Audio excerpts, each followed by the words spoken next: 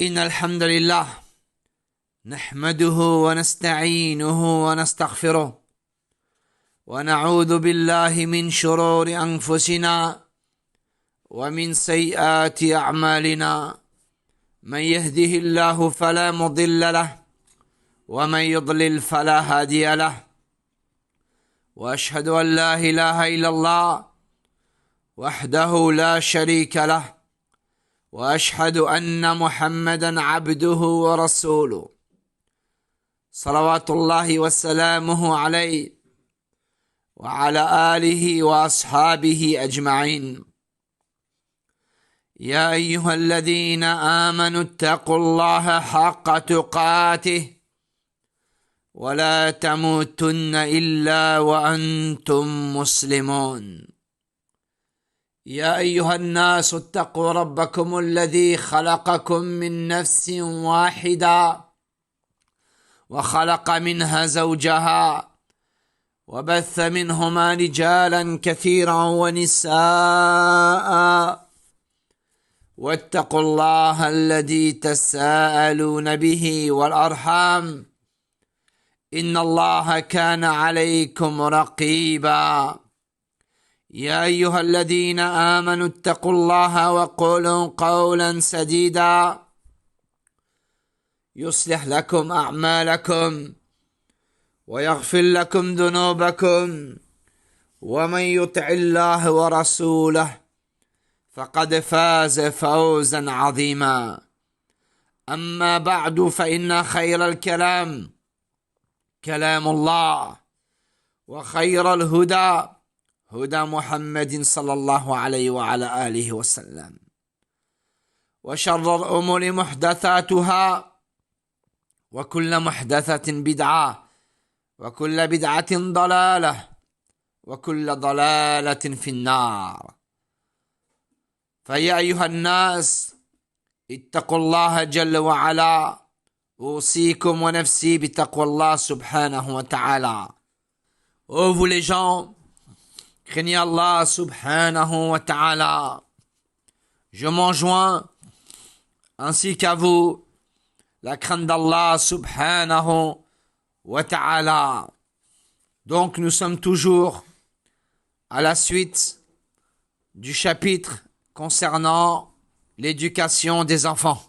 Donc, parmi les points, enseigne-lui les choses interdites afin qu'il les évite. Dans les deux recueils authentiques, Abu Hurayrah radiyallahu an rapporte que Al-Hassan ibn Ali radiyallahu an prit une date parmi celles destinées à être données en nourriture. Al-Hassan ibn Ali radiyallahu an prit une date parmi celles destinées à être données en aumône. Quand il l'a mis dans sa bouche, le prophète alayhi salatu wassalam dit: ne sais-tu pas que nous, famille du prophète alayhi salatu wassalam, nous mangeons pas de la nourriture issue de l'aumône. Parmi les points aussi, explique-lui le sens du verset ou du hadith que tu lui lis. Parmi les points, fais en sorte que son cœur s'attache à Allah. En effet, certains parents font en sorte que le cœur de leurs enfants soit attaché à ce bas monde et au diplôme. Ils remplissent aussi son cœur d'histoires effrayantes au point d'avoir peur de sa propre ombre. Parmi les points, soucie-toi particulièrement de lui faire mémoriser le Coran. Enseigne à ton enfant un peu de Coran chaque jour.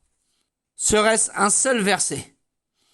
En effet, ceux qui occupent leur temps par le Coran sont les meilleurs des hommes.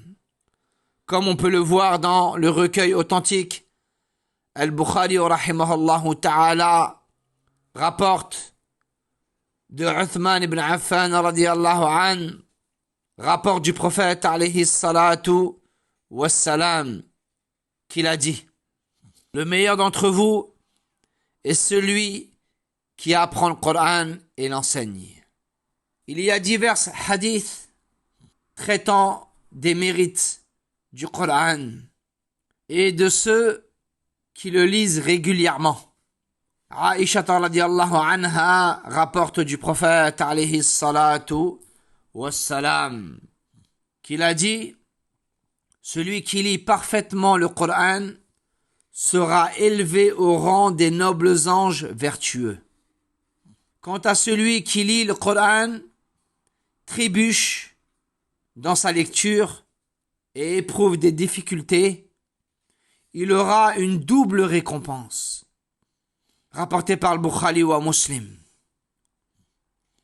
Abu Musa radiyallahu an rapporte du prophète alayhi salatu wassalam qu'il a dit: le croyant qui lit le Coran est comparable au cédra qui dégage une bonne odeur et a bon goût.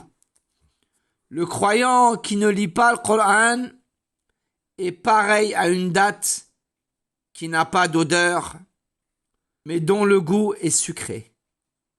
L'hypocrite qui lit le Coran est comparable à la myrte qui dégage un doux parfum, mais dont le goût est amer. Omar radiyallahu an rapporte du prophète alayhi salatu wassalam qu'il a dit: Allah élève par ce livre certaines personnes et en rabaisse d'autres. Rapporté par Al-Bukhari wa Muslim. Abdullah ibn Amr radiyallahu an rapporte du prophète alayhi salatu wassalam qu'il a dit: le jour du jugement, on dira à celui qui lisait régulièrement le Coran: lis et élève-toi et récite comme tu le faisais dans le bas monde, car ton degré au paradis s'élèvera jusqu'au dernier verset que tu auras récité. Rapporté par Ahmed et Abu Daoud et At-Tirmidhi. Et la chaîne de transmission est bonne. Parmi les points aussi, ne laisse pas tes enfants fréquenter les jeunes irresponsables, car ils risquent ainsi d'être influencés par leurs propos et leurs mauvais agissements. Et tout ce qui leur a été enseigné sera alors détruit. Un poète a dit: l'enfant mémorise ce qui lui est donné. Jamais il ne l'oubliera, car son cœur est semblable à un pur joyau. Grave donc dans son cœur toutes les informations que tu désires. Il te les répétera de mémoire avec la plus grande précision. L'enfant ayant l'esprit libre, il est susceptible d'accepter tout ce qu'on peut lui enseigner. À ce sujet, un proverbe dit: apprendre dans sa jeunesse, c'est comme graver dans la pierre. Wa la hawla wa la quwwata illa billah. Subhanaka Allahumma bihamdik. Ashhadu an la ilaha illa ant. Astaghfiruka wa atubu ilayk.